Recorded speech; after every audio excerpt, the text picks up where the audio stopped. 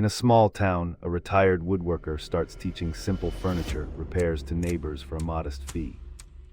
Word spreads and the workshop becomes a weekly gathering where people swap tips and fix heirlooms rather than buy new.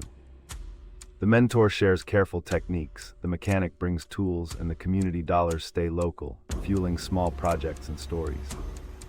A teen learns bicycle maintenance, a retiree repairs a chair, and a mom saves for a school trip without digital ads. This offline model proves you can transform nearby skills into steady cash while rebuilding trust and neighborly spirit.